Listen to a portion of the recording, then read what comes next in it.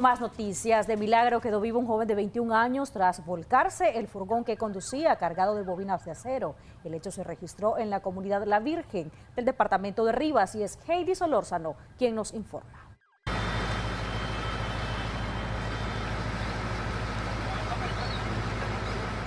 El susto de su vida se llevó a un joven de 21 años de edad identificado como Marlon César, habitante del barrio Los Pinos de la ciudad de Rivas, luego que el furgón que conducía se volcara sobre la carretera Panamericana Sur, exactamente frente a la escuela Raúl Barrios de la comunidad La Virgen. El furgón se desplazaba de sur a norte e iba cargado de bobinas de acero, por lo que conductores de otros vehículos que viajaban en el mismo sentido suponen que por el peso del material que transportaba pudo haber perdido el control del pesado automotor, provocando que se saliera de la vía e impactara contra un árbol. El destino que llevaba el pesado vehículo era Tipitapa, Managua.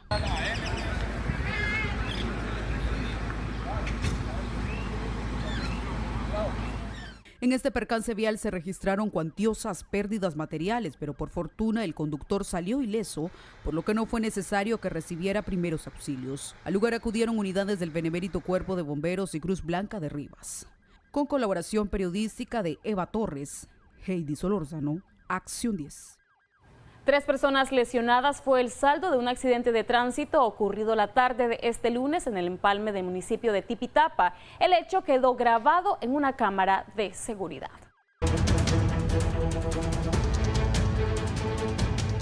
El conducir de manera temeraria provocó un accidente de tránsito en el que se vieron involucrados 2 motociclistas. El suceso, que quedó grabado en una cámara de seguridad de un establecimiento, muestra los precisos segundos en el que uno de los motociclistas sale de una acera junto con su acompañante y al incorporarse en la carretera fue impactado por otra motocicleta que no guardó su distancia.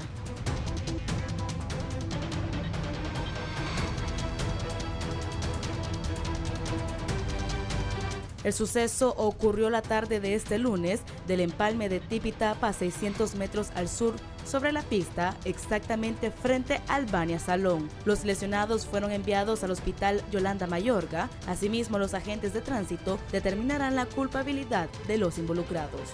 Tairis Guerrero Sequeira, Acción 10. 25 sujetos de alta peligrosidad fueron presentados en las últimas horas como parte de los operativos que realiza la Policía Nacional, entre ellos autores de homicidio, abastecedores de droga y sujetos que se dedican a robar en distintos puntos del país. Heidi Solórzano tiene el informe.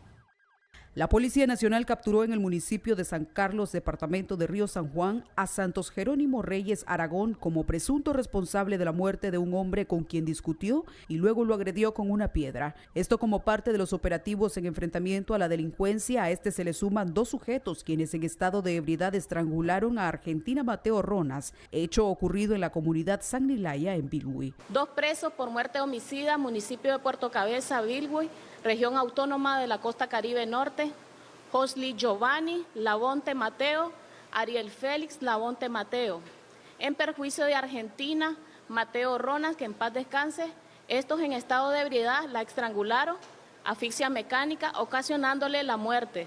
Delito cometido el jueves 13 de febrero del 2025. En el informe presentado por la Policía Nacional figuran 3 presos por abastecimiento de drogas en los distritos 5 y 7 de la capital. Se trata de Yeral Alberto Arbizú, Luis Alberto Martínez y Alexander José Gutiérrez. A ellos se les ocupó como evidencia 259 gramos de cocaína, 476 gramos de crack, una motocicleta, 5 teléfonos celulares y dinero en efectivo. Mientras que en el departamento de Jinotega fue capturado un sujeto por este mismo delito. De igual manera, en el departamento de Granada, Gilberto Antonio Zambrana, José Rafael Martínez y Ariel Antonio García, a quienes se les ocupó 5 libras de marihuana. Un preso por tráfico de droga en el departamento de Jinotega.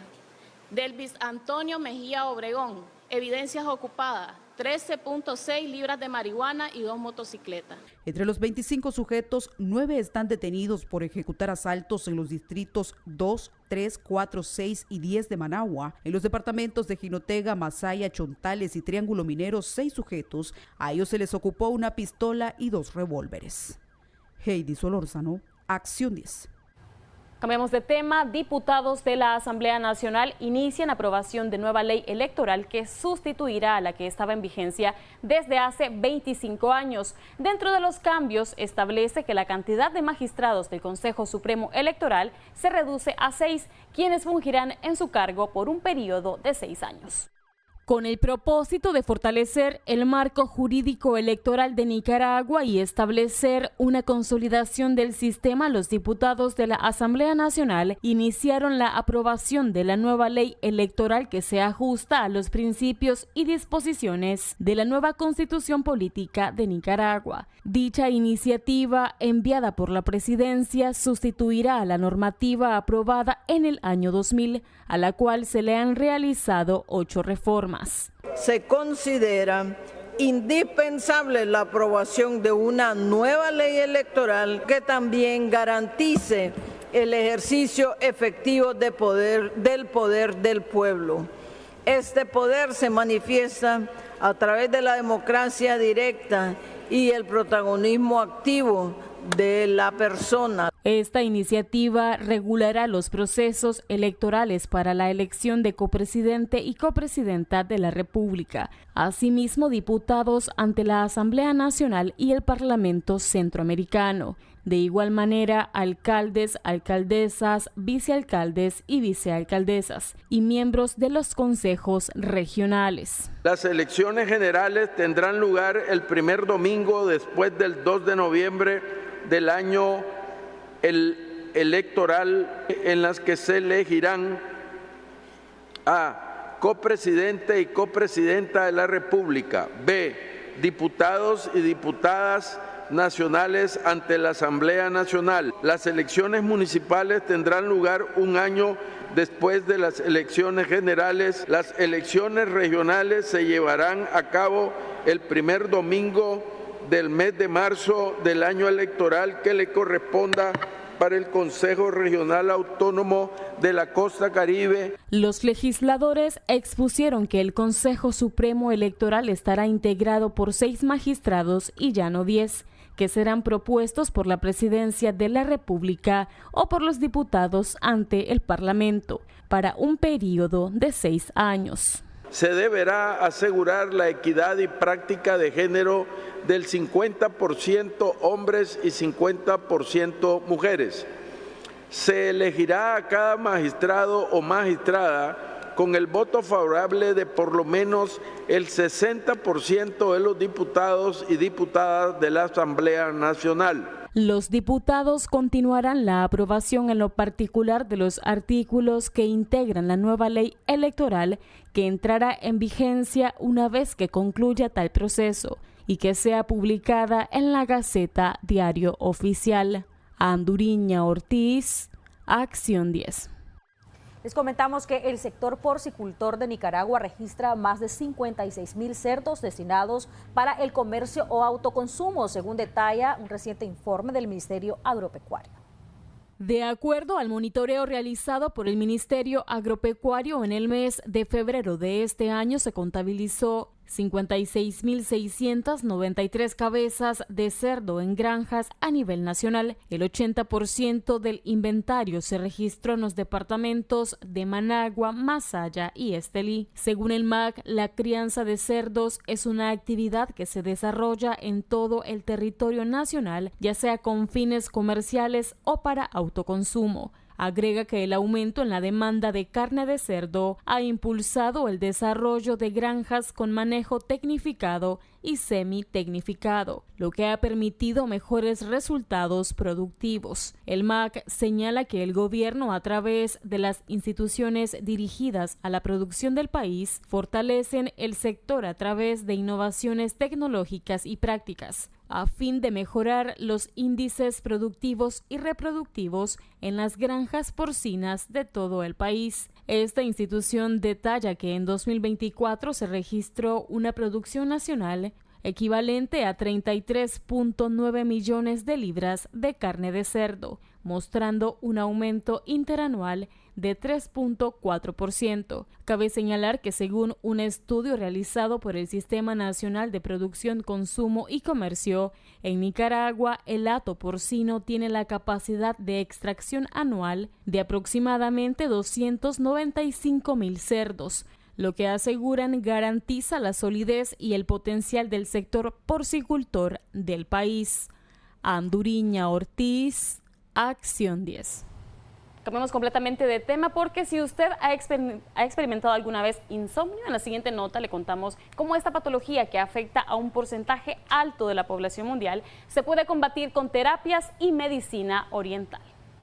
Uno de los trastornos más comunes que afecta a un porcentaje alto de la población es el insomnio, cuyas causas podrían ser el estrés, acontecimientos de la vida o hábitos que alteran el sueño. El insomnio es la dificultad para conciliar correctamente el sueño. Ya se hace que a la persona le cuesta dormir, que se despierte en intervalos durante la noche, o sea, hace que no duerma no tenga un sueño constante, o que se despierte antes de la hora, no logrando las horas necesarias de sueño. En la actualidad, la medicina oriental y sus alternativas han aportado para que este trastorno sea controlado a través de acupunturas con electroestímulos, masajes con ventosas o bien un masaje relajante. Los especialistas llegan a puntos claves donde se estimula el sistema nervioso, liberando químicos y hormonas que promueven la relajación y el bienestar. Ciertos puntos de acupuntura, puse ventosa e hice un ligero masaje. Todo esto ayuda para que el paciente tenga una sensación de relajación y de bienestar. En el caso de la acupuntura, se inserta aguja en determinados puntos del cuerpo,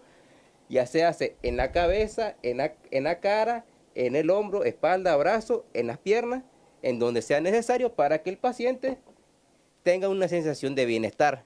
También se puede hacer lo que son ventosas para ayudar a aliviar dolores, ayudar a lo que son a que el paciente tenga una sensación de relajación. También se ayuda a que el paciente libere algunas toxinas. Además de eso, también puse lo que es un ligeramente estímulo eléctrico en la zona de los músculos de aquí, del hombro. Este proceso no solo ayuda a conciliar el sueño rápidamente, sino que también mejora la calidad del sueño a largo plazo. Se estima que de un 10 a un 15% de la población adulta padece de insomnio crónico y que un 25 a 35% ha sufrido un insomnio ocasional o transitorio en situaciones estresantes. Con imágenes de Julio Real, Heidi Solórzano, Acción 10. Las altas temperaturas que se registran en el país también afectan a perros y gatos. Respecto a este tema, un médico veterinario brinda las siguientes recomendaciones para evitar o disminuir los efectos del calor en las mascotas. En estos días en los cuales se percibe más calor en todo el país, las altas temperaturas también afectan a las mascotas de compañía como perros, gatos y aves. El médico veterinario Gabriel Valle alerta sobre qué signos se deben tomar en cuenta para evitar que sufran un choque calórico o deshidratación severa. El jadeo, el cansancio, la fatiga, sin haber un motivo, por ejemplo una mascota que está echada, que está frente a una fuente de calor en el sol, comienza a sacar la lengua con mucha insistencia, comienza a tener un cierto saliveo a través de la lengua y esto viene generando una ola de signos como son también la fatiga, un cansancio, una respiración muy agitada. Finalmente la mascota no se logra poner en pie o no se logra levantar y a través de estos signos podemos nosotros ir identificando y detectando el momento adecuado de tomar las medidas necesarias. La edad y las enfermedades pueden agudizar los efectos del calor en las mascotas. Cuando tenemos este tipo de signos en los perros, lo importante en ese momento es moverlos a un sitio con mucha sombra.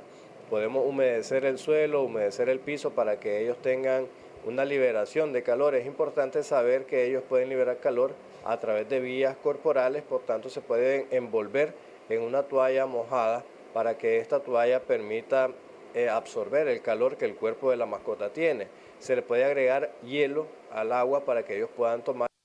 Entre las recomendaciones a tomar está evitar exponerlos en las horas que más se registran las altas temperaturas.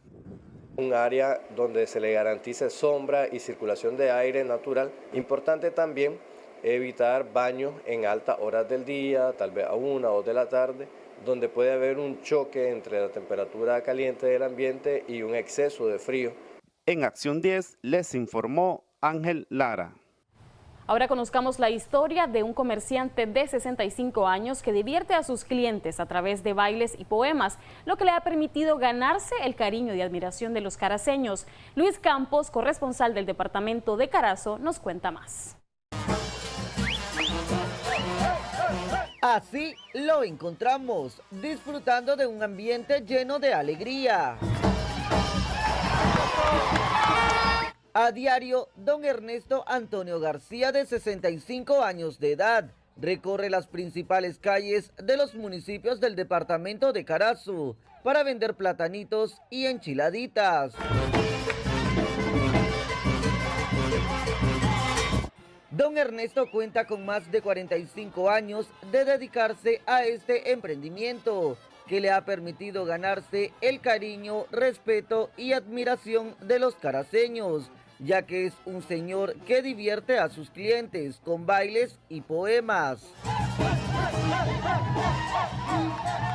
Algo que me llama la atención es que la clientela baila junto con usted de igual manera. Eso es lo más lindo de la vida. Yo le agradezco mucho a la gente, muchísimo a la gente, porque ella está conmigo. ¿Por qué le dicen cena barata? Bueno, porque es baratita, es siempre baratita, 10 cordobitas, 10 córdobas. A pesar de los obstáculos que a diario se le presentan en este camino, él manifiesta que seguirá adelante, ya que tiene muchos sueños por delante. Aquí aguanta sol. Aquí andamos todo lo que usted mira, malos desprecios. A don Ernesto usted lo puede encontrar en las principales calles, estadios hípicos, actividades culturales, entre otros espacios que le permiten ganarse la vida honradamente. ¿Qué es lo que más le gusta de su trabajo? Mi trabajo me encanta es tener relaciones con todas mis amistades. Este emprendedor es originario del municipio de Mazatepe, en el departamento de Masaya, pero para él Carazo es su segunda casa, ya que ha sido acogido con mucho cariño. Además, es fan del equipo de los cafeteros de Carazo. Cada que tienen partido, llega a apoyarlos y a vender sus productos. Yo siempre voy a ser la barra de Carazo. Este es un reporte de Luis Campos para Acción 10. Bien, y estamos ahora con otras informaciones. Les comentamos que una señora solicita apoyo para cubrir sus necesidades básicas, ya que asegura que tanto ella como su esposo no pueden trabajar debido a problemas de salud. Tenemos los pormenores. Ángela del Carmen López Rivera, de 70 años de edad, solicita ayuda a Víctor Rosales, conocido como Santa Claus Nica, y a la población para poder cubrir sus necesidades básicas y obtener un andarivel que le permita movilizarse, ya que actualmente está utilizando una silla de ruedas. Ayuda del señor Santo Claus Nica, Víctor Rosales y sus ángeles que ayudan para ayudarlo a uno, que es desvalido y abandonado. No tengo a nadie, somos todos viejitos que vivimos en una casa y no tenemos nada que comer. Pido ayuda de un andarivel para poderme movilizar mi pierna y comida, una ayuda económica, medicamentos para el dolor en mi canilla que a veces no tengo, para una pastilla. López relató que el 23 de agosto del año pasado se desmayó y al caer al suelo se fracturó una de las piernas. Yo no recuerdo porque perdí conocimiento cuando me bajó la presión. Yo cuando me recuperé ya estaban una gente ayudándome a sentarme. Ya estaba quebrada, así dislocada mi rodilla. Para que donde se me dislocó la rodilla y que al caer se me quebró mi pierna. Soy operada, en mi pierna tengo 3 clavos. En mi canilla no puedo movilizarme por mí misma. Si usted desea colaborar con esta anciana, puede dirigirse a la siguiente dirección: Barrio Milagro de Dios, cerca de la Panadería Burto, 2 cuadras hacia el lago, mano izquierda, Casa Esquinera. O bien puede comunicarse a los números telefónicos 8379-1928 o 7884-0504 para más información. Con cámara de Jorge Arellano, informó para Acción 10, Lía Ocungaray. Tenemos más noticias en minutos, ya regresamos.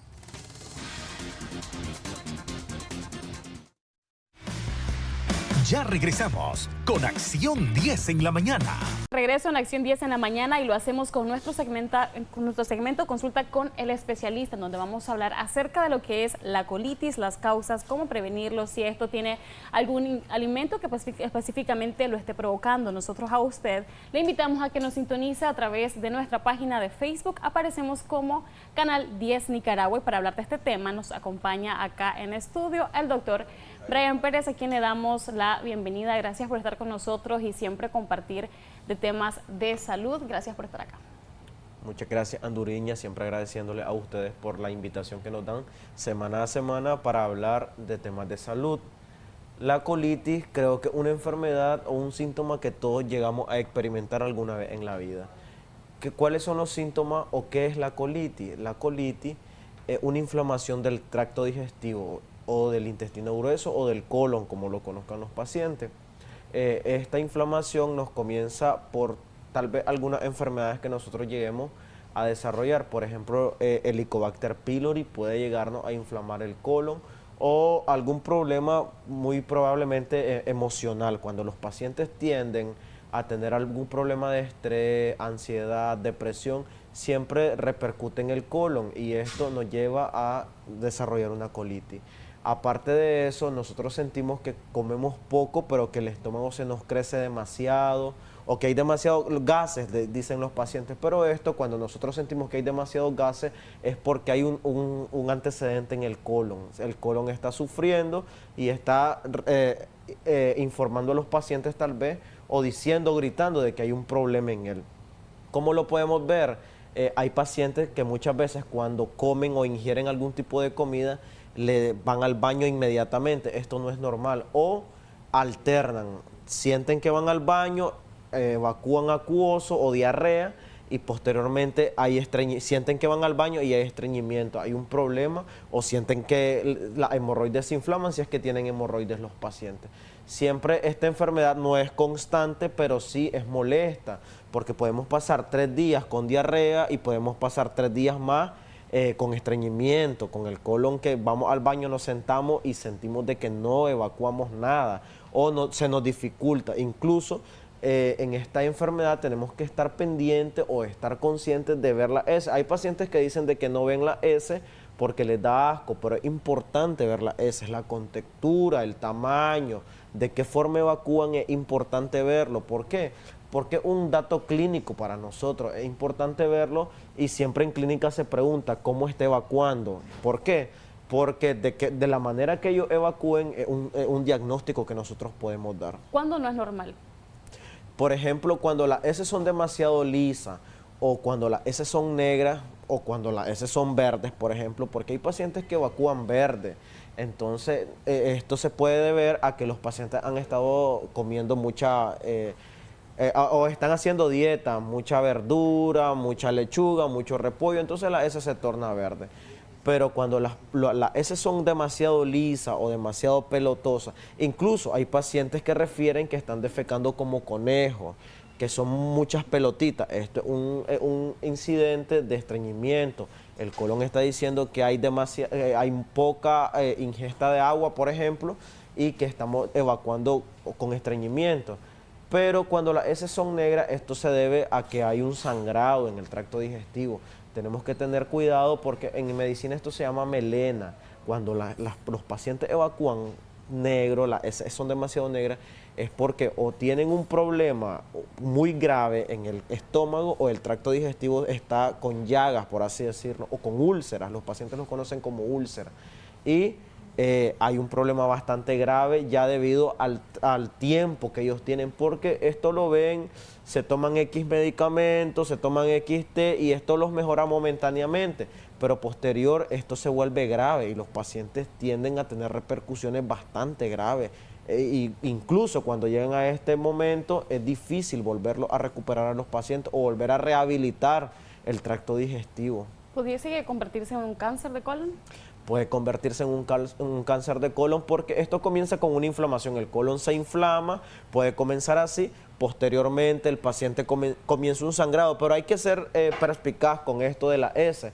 ¿Por qué? Porque el paciente puede, incluso a la hora de limpiarse, puede ver que es rojo. Cuando esto es rojo es porque está teniendo un problema de hemorroides. Cuando viene desde adentro, demasiado adentro, por ejemplo, cuando viene desde el estómago o desde el colon, puede deberse a que ya hay un antecedente de úlcera y estas úlceras están bastante descontroladas. Pero cuando el paciente se limpia y esto es rojo, es sangre, entonces puede deberse a que las hemorroides no están siendo controladas y están inflamadas. Si es que el paciente tiene hemorroides o no han tenido un médico que lo vea, que lo supervise y que le diga, bueno, usted tiene la hemorroides inflamada.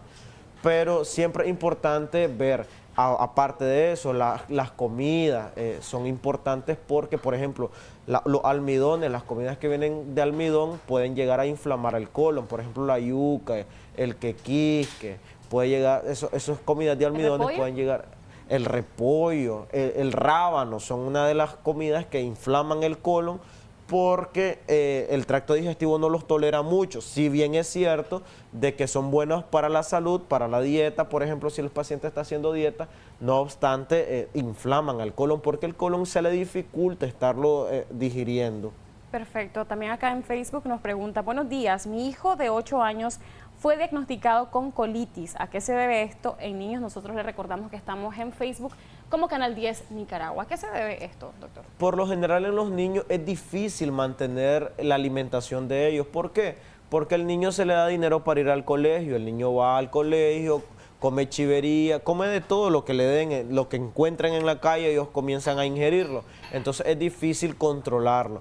Pero sí, en general, si los niños ingieren demasiadas chiverías, puede llegar a inflamar. Me he topado con niños, por ejemplo, de 9 años que sufren de colitis y uno a la hora de inspeccionar o palpar el abdomen se escucha que hay como algo hueco y esto es porque los padres no están tal vez administrando bien la parte de la ingesta del niño o no hay una buena alimentación familiar tal vez. En el caso del consumo de estos productos con almidón que sabemos que forman parte, ¿verdad?, de nuestra dieta cotidiana, ¿cómo hacer para tener un balance y no exagerar obviamente en su consumo? Y otra consulta, si los lácteos también pueden provocar esto o no. Por ejemplo, hay algo que cuando el paciente está diagnosticado con colitis, los frijoles, desde que lo ingiere a las 2 horas, el paciente está grave. El paciente siente de que el estómago se inflama y comienza a eruptar y eruptar y eruptar y no siente mejoría. Hasta que se toman alguna enzima digestiva, tal vez pueden sentir mejoría. Incluso hay pacientes de que, por ejemplo, a la hora de comer algún tipo de sopa, es que incluso hasta comer carne, los pacientes, el tracto digestivo lo viene resintiendo, hasta el momento en que ya no lo tolera. El paciente viene y es consciente de esto, pero el problema es que el paciente deja de comer o de ingerir estas comidas, estos alimentos. Por ejemplo, el paciente siente que el frijol le hace daño, lo deja de comer.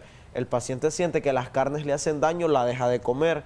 Y al final y al cabo nos venimos enfrentando tal vez con una desnutrición, porque al final el colon se resiente tanto de que el paciente deja de ingerir tantos alimentos que necesita nutrirse. Al final necesitamos nutrirnos y llegamos a una desnutrición al final por no ingerir los alimentos adecuados. Aparte de eso, siempre en la medicina china nos han enseñado, nos han demostrado de que el colon está conectado con la mente.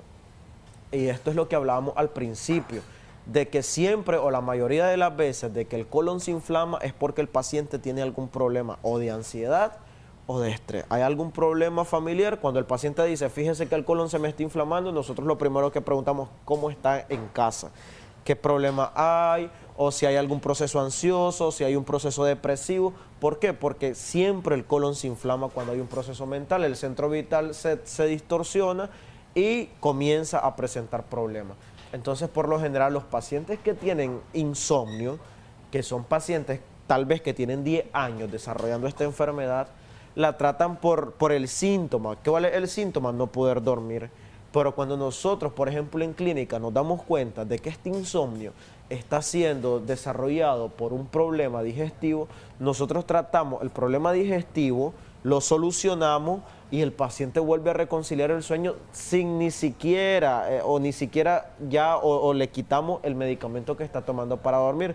Cualquier benzodiazepina que esté tomando el paciente. Se lo erradicamos y tal vez tiene 10 años de estarlo tomando, pero como nosotros vemos la raíz tal vez del problema, sabemos que la raíz es porque hay una colitis, hay una inflamación en el colon y esta inflamación en el colon por medio del iris nos damos cuenta de que está afectando el centro vital y que por eso el paciente está tomando algún antidepresivo, entonces solucionamos este problema y el paciente concilia el sueño normalmente, vuelve a dormir tranquilamente sin ningún tipo de medicamento o sin ningún problema. Tenemos algunos comentarios en nuestra página de Facebook. Buenos días, a mí me detectaron colon irritado, también tengo endometrio grueso y cada vez que me viene el periodo menstrual los dolores son insoportables durante todos los días que dura y dice que también se llena de cólicos, le da bastante dolor en la parte baja del intestino cada vez que se sienta.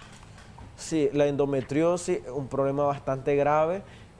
Para mí lo recomendable sería cirugía, definitivamente cirugía, para que el paciente pueda descansar, porque esto es un problema que va a venir mensualmente, va a venir molestando cotidianamente. Incluso, como esto es lo que estamos hablando al inicio, como este problema va a venir molestando al paciente, el paciente va a venir resintiéndose o estresándose con anterioridad, va a decir, ya me va a venir la menstruación, entonces ya la mente comienza a moverse y comienza a presentar estos problemas también de colitis. Perfecto, tenemos otro comentario. Buenos días, ¿qué puede significar cuando a uno le duele horrible la boca del estómago, insoportable, como jincones? Ya hasta después de comer algo, después de 3 horas, el dolor disminuye.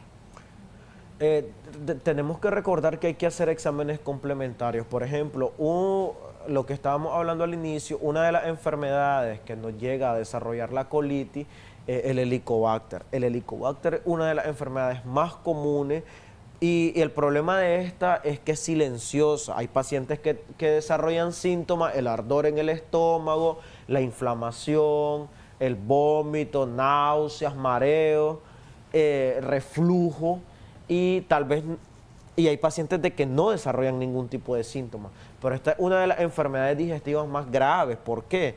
Aparte del contagio que nosotros podemos tener, porque se contagia muy fácil, se contagia hablando, se contagia compartiendo cosas. Entonces, esta es una de las enfermedades que daña el tracto digestivo, daña el estómago y da un dolor increíble. Aquí van a decir televidentes de que, por ejemplo, que lo han diagnosticado con Helicobacter y de que el medicamento no le llega, pero el problema es que el medicamento no es que no le llegue, es que es una enfermedad contagiosa y tal vez en casa el esposo está contagiado, el hijo está contagiado, pero no desarrollan síntomas. Esto pasa en los pacientes jóvenes, por ejemplo, un niño o un joven de 16 años, 15, 9 años no va a desarrollar un síntoma porque está joven, pero tal vez está contagiado. Entonces recontagia al paciente y vuelve. Eso se vuelve un ciclo vicioso, un círculo vicioso, hasta que nosotros nos damos cuenta que en la familia todos están contagiados, los tratamos a todos y el paciente vuelve a retomar y mejoran, la verdad que mejoran todos ellos. En medicina natural hay bastantes medicinas para contrarrestar esto, incluso la colitis con acupuntura llega a mejorar bastante. Incluso nosotros podemos llegar a poner ventosa en la espalda y esto mejora. ¿Por qué? Porque la ventosa, aparte de ser un antiinflamatorio, es un antioxidante y elimina las toxinas que tal vez nosotros estamos reflejando en el colon. Y en medicina china los órganos digestivos se ven en la espalda, se reflejan en la espalda. Ponemos ventosa, estimulamos y los pacientes comienzan a sentir mejoría, bastante mejoría. Tenemos otras consultas y dice que su hijo no puede beber ni comer mucho lácteo porque empieza como a empanzarse. Dice que también le han hecho muchos exámenes, no le sale nada y que hasta ya se desparasitó. Sí, el problema es correcto. El problema también, recordemos en casa, de que cuando nos desparasitamos los adultos también tenemos que desparasitarnos los niños. ¿Por qué? Porque también esto se vuelve contagioso. En caso de este joven hay que valorarlo, hay que revisar los exámenes y hay que ver qué síntomas está desarrollando. De esta manera nosotros podemos llegar a un buen diagnóstico y poderlo abordar. Porque hay niños de que, por ejemplo, nacen con un problema ya congénito en el tracto digestivo. Incluso hay niños que nacen con el colon perezoso. O que cuando están niños tal vez tomaron mucha fórmula o los pacientes no dieron lactancia materna y le dieron fórmula. Y esto hace que el colon se resienta también porque no hay como también la lactancia materna. Justamente hablando sobre el colon perezoso, nos preguntan acá en Facebook de que le diagnosticaron esto. Quiere saber qué es exactamente, qué significa. El colon perezoso es cuando el colon no hace los movimientos periostáticos normales, que esto no está moviendo las heces de igual manera. El colon siempre está moviendo las heces de tal manera de que podamos evacuar. Entonces esto viene resintiéndose y viene quedándose en el tracto digestivo hasta que nosotros llegamos a hacer heces tal vez como culebría o tal vez muy delgada y flácida y tal vez finas, porque por lo general los pacientes que tienen colon perezoso tienen estreñimiento. Es normal por el diagnóstico que ellos dieron. Entonces, el colon perezoso, ¿qué es? Que el colon no está haciendo el trabajo normal que él tiene que hacer, sino que se está ateniendo. Incluso hay pacientes de que se les diagnosticó con esta enfermedad y comienzan a tomar enzimas digestivas que no es lo correcto. ¿Por qué? Porque la enzima digestiva hace el trabajo del colon. ¿Qué es lo que estamos haciendo? Volverlo más perezoso de lo que es. De aquí donde te digo de que nosotros estamos tratando el síntoma, no la enfermedad. Entonces, si nosotros tomamos enzimas digestivas, que va a estimular claramente el colon, pero el colon se va a acostumbrar a esta enzima. Entonces, al final y al cabo, lo van a volver más perezoso de lo que era y un estreñimiento severo hasta el punto de nosotros desarrollar hemorroides.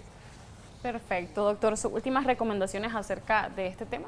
Siempre recordarle a los pacientes de que tienen que cuidar la alimentación. Es importante cuidar la alimentación. De hecho, ahora en este mes de la mujer, en Clínica de Medicina Oriental Altamira está en promoción un tratamiento nutricional para ayudarle a los pacientes a bajar de peso, porque nos hemos enterado que es una enfermedad bastante grave que está afectando a cada paciente.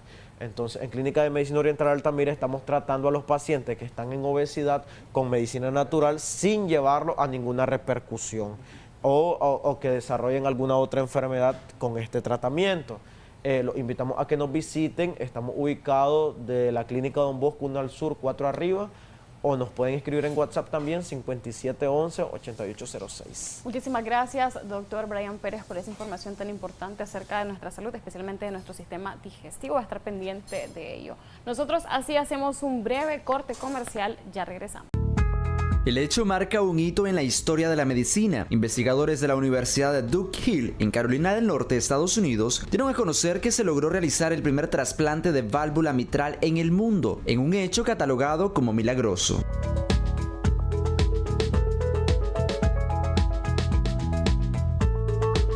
De acuerdo con los resultados, 3 niñas se salvaron tras ser sometidas al procedimiento médico. La primera de las pacientes presentaba infección bacteriana grave, la segunda recibió completo el trasplante de corazón y la tercera padecía síndrome de Turner, una afección genética que puede causar defectos cardíacos. Según los especialistas, en una de las niñas, después de desarrollar una infección bacteriana grave llamada endocarditis, se formaron grandes agujeros en su válvula mitral y su salud comenzó a deteriorarse rápidamente. En algún momento representó un gran reto debido a la posición y estructura de su válvula.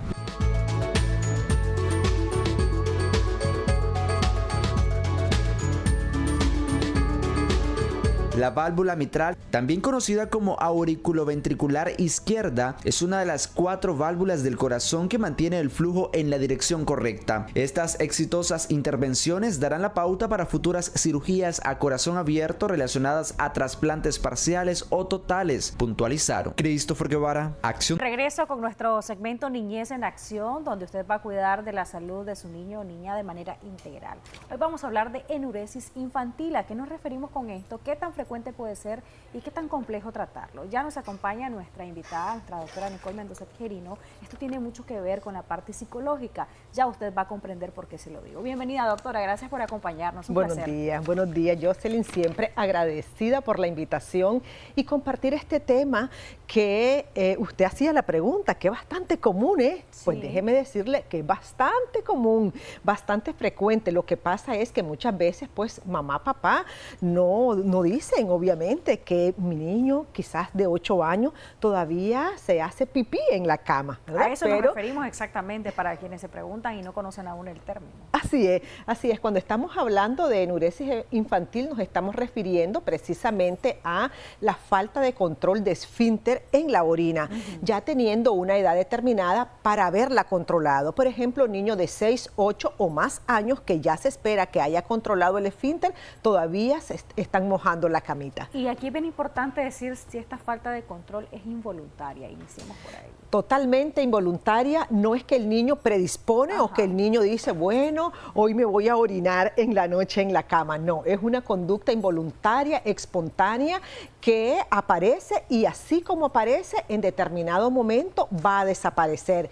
Pero en muchos casos se nos vuelve muy recurrente y podemos llegar hasta la etapa más avanzadita de la adolescencia y entonces eso crea un problema en la autoestima de nuestros adolescentes o de nuestros jóvenes y obviamente pues hay que atenderlos porque ya a la edad, por ejemplo, de 17 años que yo los he atendido es algo muy incómodo. Sí. Imagínense, si es incómodo para un niño de 12 años, de 10 años, se imagina para un chico o una chica de 17, una chica que probablemente tiene su menstruación, entonces es súper incómodo. Definitivamente. Doctora, antes de entrar a esto ya de los signos, de los síntomas, de cómo puede el papá o la mamá colaborar y superar el tema del pudor o la pena, podemos hablar en el caso de la enuresis infantil de que hay factores de riesgo. ¿Tiene que ver algún componente genético? ¿De qué podemos hablar? ¿O tiene que ver más bien la parte de algún trauma, de estrés, de nerviosismo?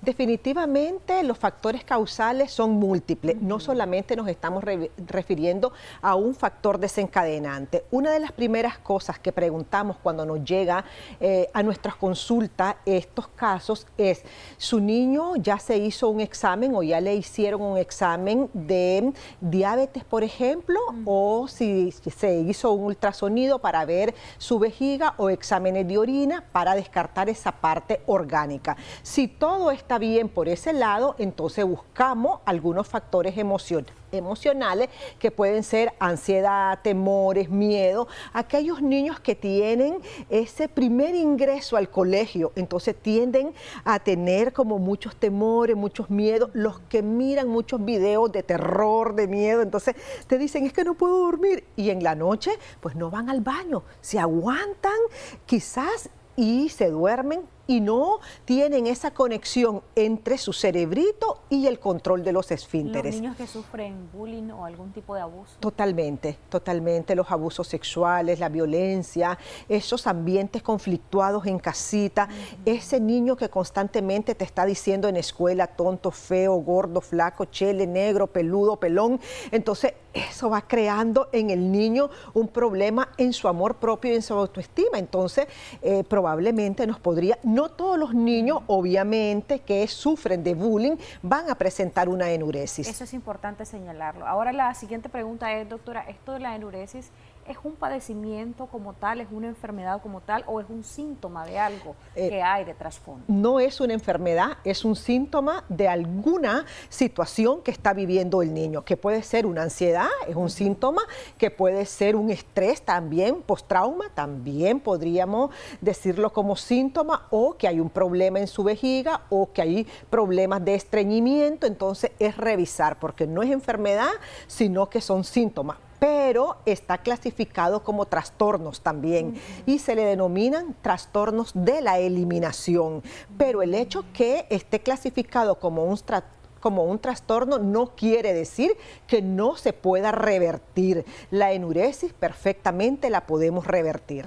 Ok, antes de entrar a esos procesos de diagnóstico, de identificación de causas, quiero leerle ya comentarios que nos hace nuestra audiencia, nuestra transmisión en Facebook. Recuerda que estamos como Canal 10 Nicaragua. Nos dice una amiga, mi hijo tiene 13 años y padece de eso.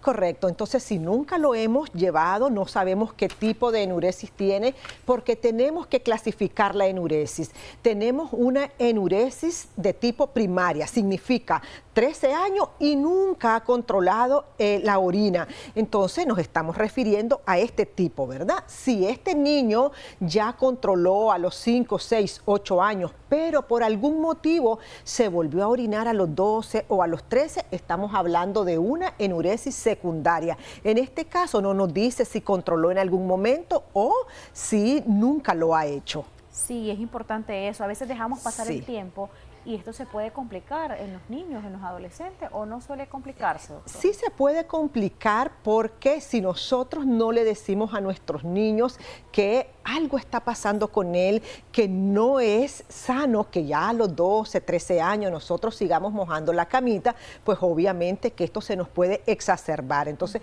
es importante que nosotros le expliquemos al niño, no, ya a los 6 años ya usted ya debe de ir al baño, pero hay que enseñarle. Muchas veces le preguntamos al papá o a la mamá, ¿le ha enseñado a usar el inodoro? No, pues él me mira y él lo tiene que aprender. Entonces tenemos que llevarlos de la mano y enseñarle el uso adecuado del mismo.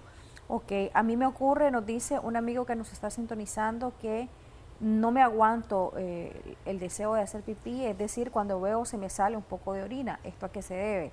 No sé si nos habla de él como adulto o de algún hijo.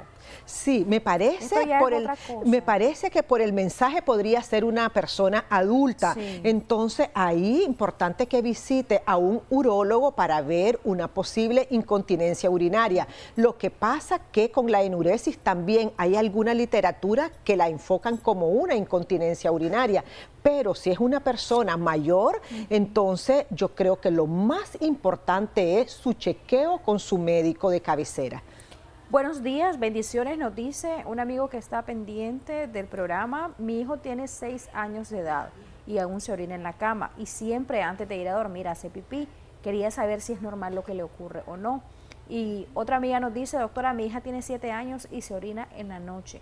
Le ocurre durante la noche. En esto es importante definir si es que es durante la noche la enuresis. No. O no necesariamente. No necesariamente. Igual como la debemos de clasificar si es primaria, si es secundaria, para así hacer la intervención debida, entonces igualito hay que identificar solamente es una enuresis nocturna o es diurna o ambas. En algunos niños se nos presentan diurnas y nocturnas. Ahora, ¿por qué se nos está presentando, por ejemplo, solo en la noche y quizás no hay en el día? Porque en el día el niño pasa como más entretenido, jugando, quizás va a la escuela, hace muchas actividades. En cambio, ya en la noche pues está en estado de reposo, entonces eso hace que el niño quizás tenga un sueño extremadamente profundo, porque a veces así me lo dicen, es que yo no siento nada, o les ponemos algunas técnicas para que las apliquen en la noche y los niños por ese sueño tan profundo no logran ir al baño. Mi hijo tiene 11 años, ya pasó consulta con el urólogo, neurólogo y pediatra y me dicen que dejará de orinarse hasta que tenga madurez. Yo considero que el problema es que no quiere levantarse por las noches. ¿Qué me aconseja la doctora? Lo que pasa es que muchas veces, y la literatura así lo enfoca, a ver, la enuresis así como va a iniciar y aparece, ya va a cesar en la etapa de la pubertad. Probablemente por eso es que le han dicho eso. Pero si ya pasó toda la parte orgánica, su revisión, entonces hay que ver la parte emocional, porque nosotros no sabemos si es un niño ansioso, si es un niño que está siendo víctima de bullying, si su ambiente está muy conflictuado, entonces ¿por qué esperar hasta la etapa mayor? Si podemos resolver, por ejemplo, a los 6, a los 7 años. Entonces, lo más indicado es, en este caso, la ayuda con un psicólogo. Ok, hablemos precisamente de resolver este problema, este síntoma. Usted decía que es multifactorial, debe ser incluso multidisciplinario, el hecho de que pueda verlo el pediatra con el psicólogo en este caso. Y en esta dinámica, doctora, ¿qué tan importante es que papá y mamá estén claros de la situación? Y he escuchado expresiones como que, ay, es que es mañoso, préstamelo a mí un ratito, yo le voy a enseñar. Lo que pasa es que mucho lo consentís, no lo sabes educar, este chaval solo maña.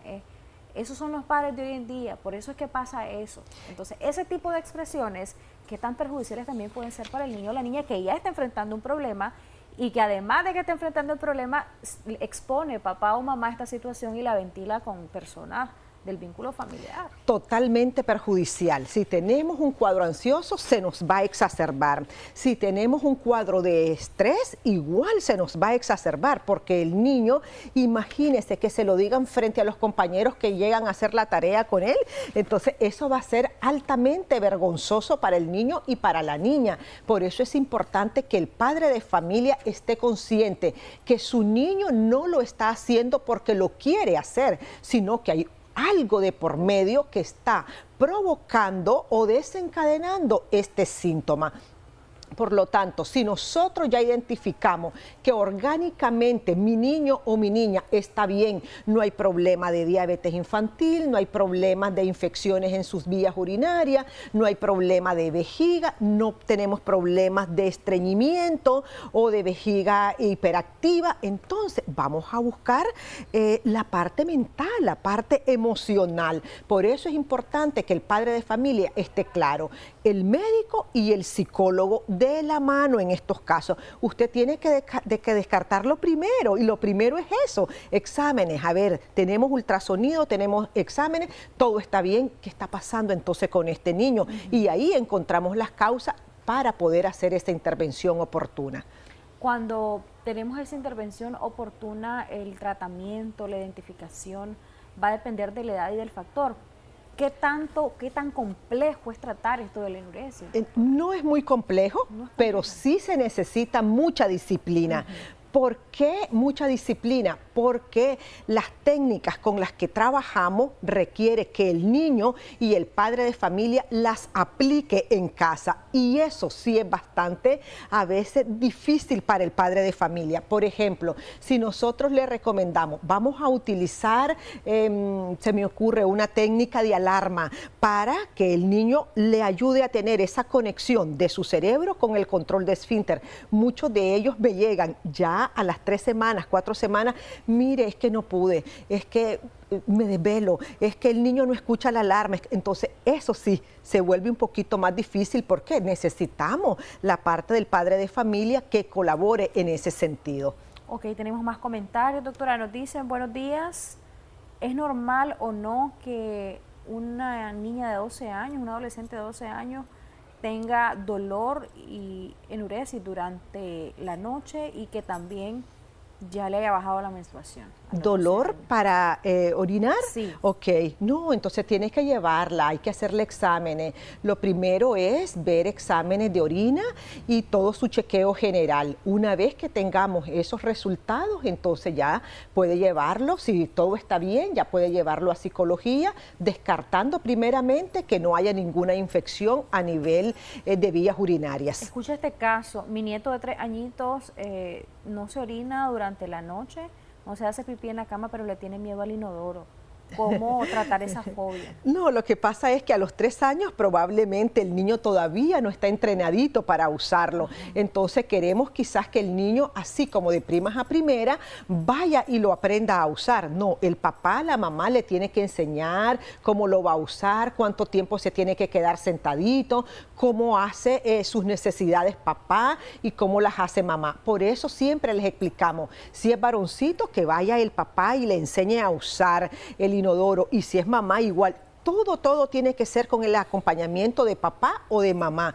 3 años, imagínense, todavía el control de esfínter está en ese proceso. Entonces es normal. Si moja la cama, todavía está en la edad de lo esperado. Después de los 5 años, ya es motivo de ocuparnos con ese control de esfínter. Antes es esperado.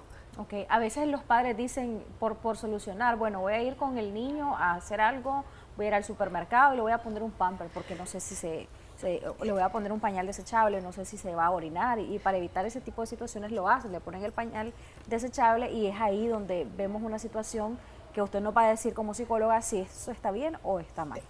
Esa observación y ese comentario que usted me está haciendo es súper importantísimo, porque a los niños de 7 años ya no se le pone pamper, a los niños de 6 tampoco, aunque nosotros digamos, es que se me puede orinar. No, si nosotros le seguimos poniendo el pamper, ¿qué es lo que estamos haciendo? No le estamos ayudando al niño a que mejore y a que controle su esfínter, sino que le estamos diciendo, tiene permiso porque anda con pamper. Entonces no es recomendable. Es una de las primeras cosas que preguntamos también, ¿usa pamper o no? Pues sí, doctora, porque si no me hace pasar vergüenza en el centro de compra. Pero hay que quitárselo y hay que utilizar la motivación con el niño desde casa. No solamente esperar que seamos nosotros los que ocupemos ese tipo de terapia, sino que el papá también tiene que estimular de manera bonita y de manera positiva a sus niños. De forma que debemos quedar claros que esto no es una cuestión de indisciplina, es algo involuntario. Totalmente involuntario. No es de indisciplina, no es que el niño está rebelde y que por eso se está orinando en la cama. No es que el niño me está desafiando, es que este niño es retador y entonces busco la faja porque les castigan físicamente. Entonces llegan a las consultas y me dicen, mire, ¿cómo se lo voy a quitar? Con 2 fajazos y así se lo voy a quitar. Entonces tenemos que explicarles que no, que eso lo que va a generar es más temor en nuestros niños y que se siga orinando. Ok, tenemos varios comentarios, doctora. Voy a permitirme leer la mayor cantidad que me sea posible. Buenos días, tengo 2 niñas, una de 12 y una de 10 y todavía se orinan. La de 12 ya le viene la menstruación, ¿quién me recomienda? Mi nieto tiene 11 años y siempre tiene estos problemas de que se orina y hasta se hace popó en la ropa. Ok. ¿Cómo podemos mejorar esto? Otro caso, mi nieto tiene 8 años y se orina. Él duerme profundamente, pero si lo levanto a medianoche no pasa nada, no se orina en la cama. Tengo una niña de 13 años y se hace pipí en la cama. Varios casos, distintas edades. De distintas edades. Y me llama la atención el caso de la niña que tiene los 2 tipos. Decíamos al inicio, este es un trastorno de eliminación. Estamos hablando de enuresis cuando se orinan teniendo la edad para haber controlado y de encopresis cuando hacen popó, que es el caso de la niña, creo que de 12 años, correcto, 11. De 11 años. Entonces ahí tenemos reflejado los 2 tipos de trastorno de eliminación. Este es un caso ya de verlo en terapia, no de decir acá usted puede hacer esto y esto. Cada caso es diferente y necesitamos revisar. Como nosotros decíamos, es un síntoma. ¿De qué es ese síntoma? Entonces no podemos generalizar y decir todos los niños que se orinan o que se hacen popó en su ropita interior son ansiosos. No es posible decir eso. Entonces lo importante es que visiten al profesional para ver qué es lo que está originando esta enuresis. Nos dicen cuál es el tratamiento para un niño que se orina por problemas de ansiedad. Ok, si ya está diagnosticado, tenemos el diagnóstico de ansiedad, entonces el médico o el psicólogo que ya le diagnosticó el tipo de ansiedad tendrá que decirle a usted el tratamiento a seguir. No podemos nosotros decirle dele esto o hagamos esto cuando no sabemos si realmente es un diagnóstico que se lo dio el médico o si ella sospecha que su niño es ansioso, porque ese es otro punto. A veces son niños hiperactivos y la hiperactividad es de correr, de venir, de bajar. Entonces los padres dicen, es que es un niño ansioso y tal vez no es ansiedad, es una alteración en su conducta, pero que no obedece a un cuadro de ansiedad. Hay padres, doctora, que en esta dinámica recurren a intimidar al niño o al adolescente, le dicen, si vos te volvés a orinar, yo le voy a decir a ese enamoradito que tenés, ya cuando son adolescentes, a ese enamoradito que tenés que hace eso, que sos bien cochino o cochina, y usamos esas palabras, cierto, por eso las repito. Y en otras oportunidades incluso hay otro tipo de actos de papá o de mamá que no es que lo hagan en mal, ningún papá o mamá creería yo quiere hacer mal a su niño o niña o adolescente. Sin embargo, pues es parte de esa dinámica de que a veces no conocemos todo. Entonces pueden decir, bueno, no tomes agua ahorita porque vas a la cama y después te me orinas.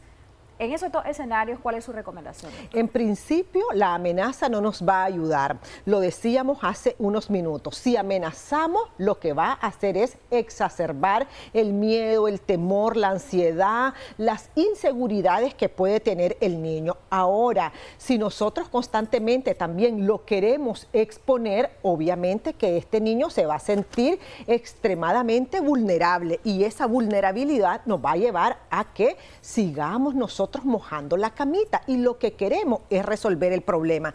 Y la segunda pregunta estaba vinculado... Es cuando el papá o la mamá le dicen, no le dé agua porque si le da agua se va a orinar.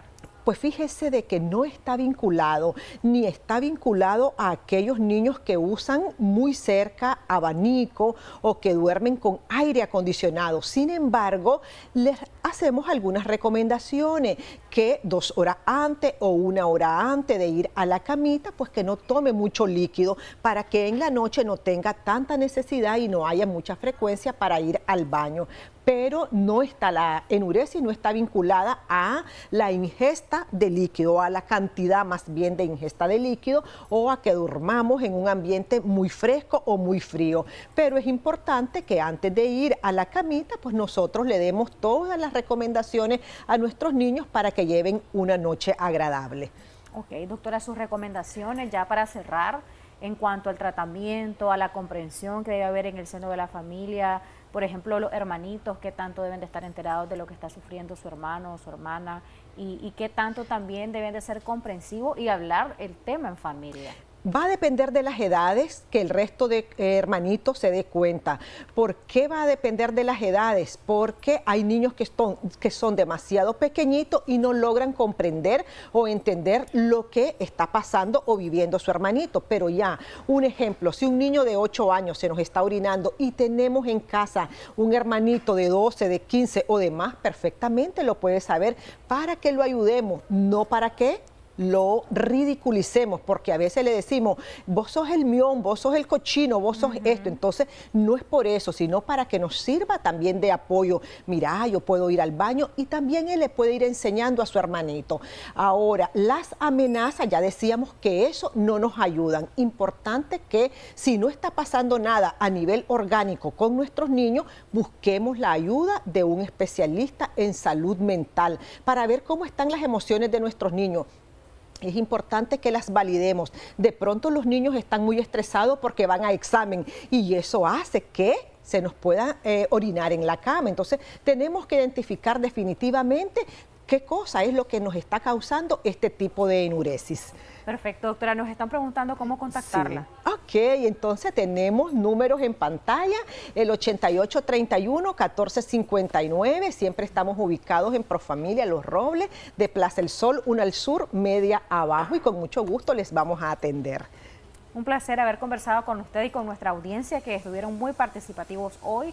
Esperamos que el tema les haya ayudado a diagnosticar esa situación, a reconocerla y a buscar la ayuda. No solamente reconocerla, compartirla, agradecemos mucho eso, pero también buscar la ayuda necesaria para tratar este caso o estos casos de la mejor manera. Nosotros vamos a seguir con más de Acción 10 en la mañana, Cocina con Sabor, al regresar de estos breves mensajes. Quédese acá.